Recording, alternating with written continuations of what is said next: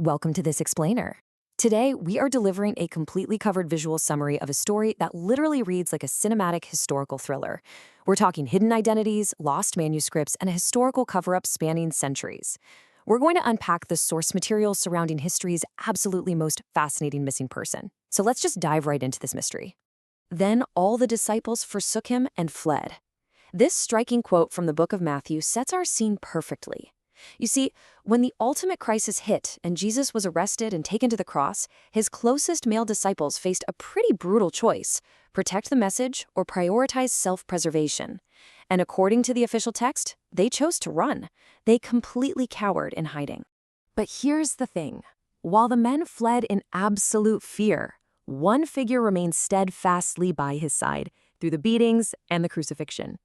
And this sets up the central character of our historical explainer, a woman whose actual story has been completely obscured by centuries of misunderstandings. Mary Magdalene. Chapter 1. The Apostle to the Apostles.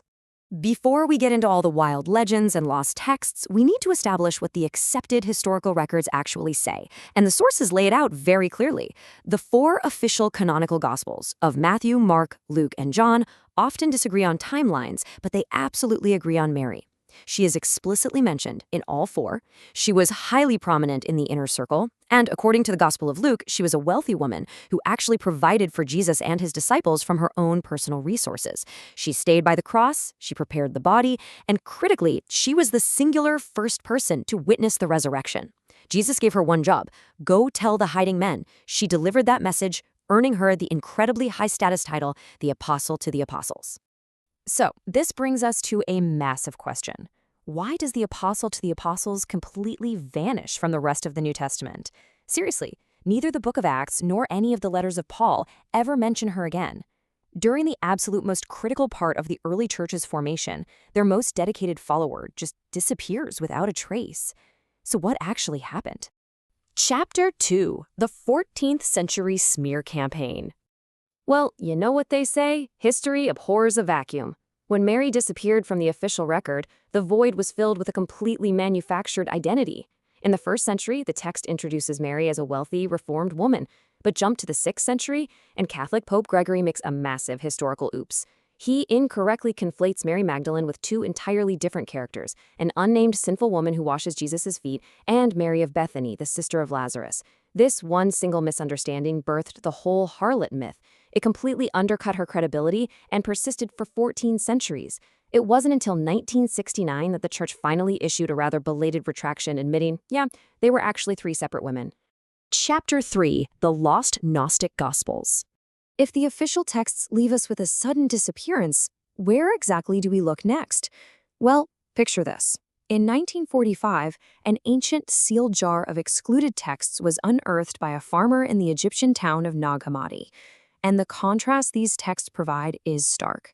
The canonical Gospels portray Mary as a highly dedicated follower, sure, but the newly translated Gnostic Gospels consistently portray her as the closest disciple, the only one who truly gets the spiritual message. Texts like the Gospel of Philip and Pistis Sophia reveal this deeply strained dynamic, detailing how the 12 men profoundly envied Mary's intimate relationship with the prophet, which makes sense given her gender in a highly male-dominated society. And get this, even her name holds a secret. In these texts, Jesus publicly declares that Mary will tower over all my disciples. The word Magdal literally translates to tower. So it wasn't necessarily just a surname indicating she was from the village of Magdala. It was very likely a title given by Jesus to denote her towering spiritual position over the flock. A real game changer of a detail, right? Chapter 4. The Gospel of Mary. Now discovered on a papyrus codex in Cairo back in 1896, this text drops us right in the middle of the early church's internal, politically charged conflict. It paints this vivid, cinematic picture of the disciples hiding in absolute fear after the crucifixion. Mary steps up to comfort the terrified men, and Peter actually relies on her for this. Look at his quote, "Sister, we know the Savior loved you more than any other woman. Tell us what the Savior told you, his words as you remember them." Mary then reveals a secret vision of Jesus she experienced after his disappearance, explaining these really complex spiritual teachings that the men were just entirely unaware of. But immediately after she shares this divine insight, the vibe shifts. The men turn on her. Andrew calls her ideas strange, and Peter gets downright jealous. He literally says, "Did he then speak with a woman in private without our knowing it? Are we to turn around and listen to her? Did he choose her over us?"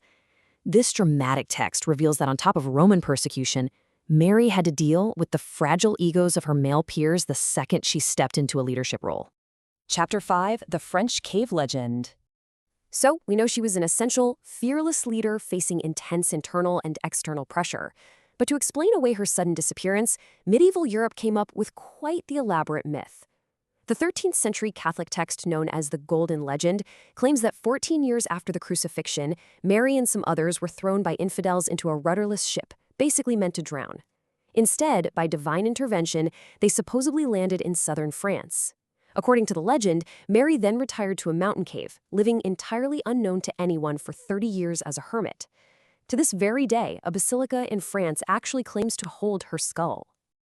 Let's just impartially weigh this out for a second. The source texts describe a fearless leader, the apostle to the apostles, a woman pushing men to preach despite extreme oppression. And the legend gives us a woman who just simply abandons her entire mission to hide in a cave for 3 decades. Does this uncharacteristic ending make any logical sense to you? Or is it a convenient cover story? Think about it. In a first-century world without ID cards, if you were fleeing severe persecution, the absolute easiest thing to do would be to change your name and move to a completely new region. Chapter 6, The Timeline Anomaly. Okay, to figure out where she might have actually gone, we have to look at a genuinely bizarre historical glitch. And this is where the story gets truly mind-bending. It involves a king named Abgar, the ruler of Edessa, which is in modern-day Iraq. Abgar writes a letter to Jesus asking for healing, and Jesus actually writes back, promising to send a disciple. After the crucifixion, the Apostle Thomas sends Thaddeus, who is also known in Eastern traditions as Addai. Addai travels to Edessa, heals the king, brings Christianity to the region, and here is the kicker. He is accompanied by his own prominent disciple, a figure named Mari. Now, notice how the historical timeline literally fractures right here. These source materials tell us that the disciples of Jesus involved in this mission were Thomas, Addai, and Mari. But Oriental Christian traditions record that those exact same 3 names, Thomas, Addis, and Mari, traveling the exact same regions around the Euphrates, were the earliest disciples of another major religious figure, the prophet Mani. But wait, we have a glaring chronological impossibility here. According to official history, the prophet Mani wasn't even born until the year 216 AD. King Abgar IX, the king from our story, reigned between 179 and 214 AD, and the Gospel of Thomas was written way back between 40 and 140 AD. You see the problem? Mani's disciples simply could not exist generations before he was even born. It's a complete paradox.